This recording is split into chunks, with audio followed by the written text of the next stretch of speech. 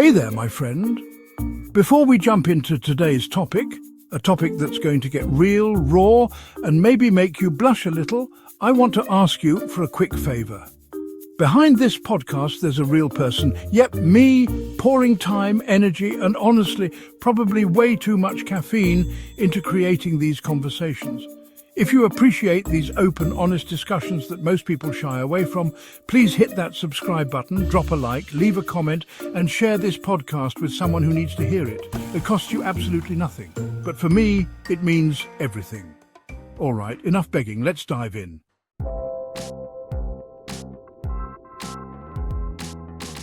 Welcome back to Salud al Día.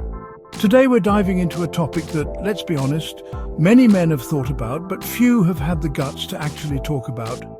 Prostate massage during masturbation with your partner. Yeah, I said it.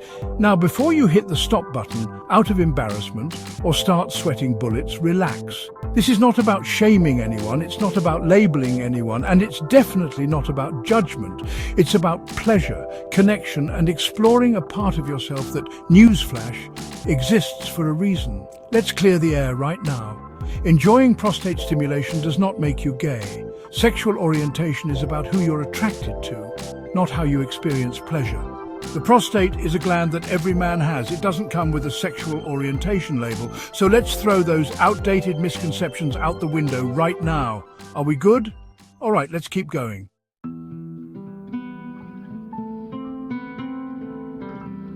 First things first, why the prostate? What makes it so special? Well, let me introduce you to what many call the male G-spot. The prostate gland is located just inside your rectum, a couple of inches in, and it's surrounded by nerve endings that can deliver intense, toe-curling pleasure when stimulated properly. Some men even report that orgasms achieved through prostate stimulation are stronger, longer-lasting, and more intense than traditional orgasms. Yep, it's not just a myth, it's science, baby. But here's the thing. This isn't something most men just casually bring up during dinner. Hey honey, pass the salt. Also, how do you feel about exploring my prostate tonight? Yeah, not exactly smooth, so let's talk about how to bring it up with your partner, because communication is key. Start with vulnerability and honesty. Maybe say something like, hey, I've been reading about prostate massage, and it's supposed to make orgasms a lot more intense. I trust you, and I'd love for us to try this together if you're open to it. See what I did there? It's about trust, openness, and teamwork. Make sure your partner knows this isn't about her performance or fulfilling some random fantasy. It's about exploring intimacy together. And here's a bonus tip. Don't bring it up in the heat of the moment. This kind of conversation deserves time, space, and a relaxed vibe.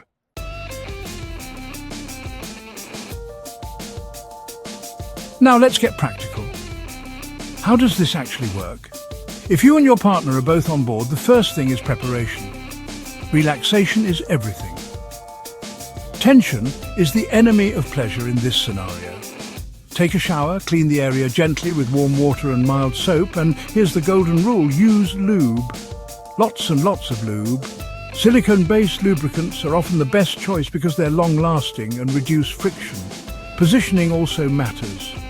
Some men prefer lying on their back with their knees pulled up. Others find it more comfortable to be on all fours or lying on their side. There's no right or wrong way, just what feels best for you. When it's time to start, your partner should go slow. And I mean slow. The key word here is gentle. Fingernails trimmed, hands clean, and lots of communication. If something feels uncomfortable, speak up. This is about trust, remember? Once your partner finds the prostate, it feels like a small, firm walnut. Stimulation can start. Gentle pressure, slow circular motions, and some experimentation to see what feels best. And here's where things get interesting. Combining prostate stimulation with penile stimulation can lead to orgasms that are so intense you might need a moment or 10 to recover.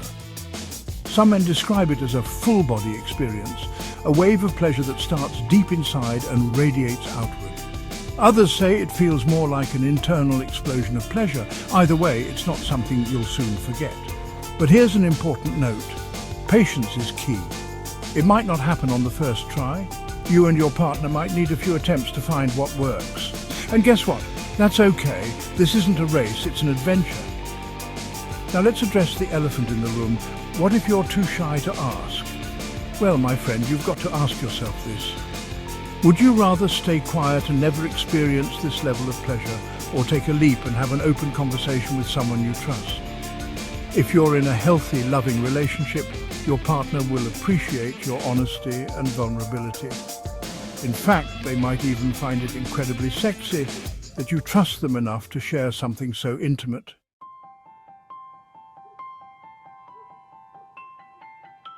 Let's also talk about the mental side of things. For some men, there's a lot of mental tension around the idea of prostate play. Societal conditioning, stigma, fear of judgment, it's all valid. But here's the thing. Pleasure is not taboo. Your body is your body. And exploring it with someone you trust isn't something to be ashamed of, it's something to celebrate. At the end of the day, this isn't about being someone you're not. It's about deepening intimacy with your partner, exploring new levels of pleasure, and letting go of outdated stereotypes. Whether you try this once, twice, or never at all, that's up to you. But if you do try it, approach it with an open mind, clear communication, and a lot of patience. All right, my friends, that's all we've got for today. If this episode made you think, made you curious, or maybe even made you chuckle a little, do me a favor. Hit that subscribe button, leave a comment, and share this podcast with someone who might need to hear it. Behind every like and share, there's a real person, me, who genuinely appreciates your support. This is Salud al Día, and I'll catch you in the next episode. Stay curious, stay confident, and most importantly, stay open to pleasure. Super. This podcast is for educational and informational purposes only, and should not be considered a substitute for professional medical advice, diagnosis, or treatment.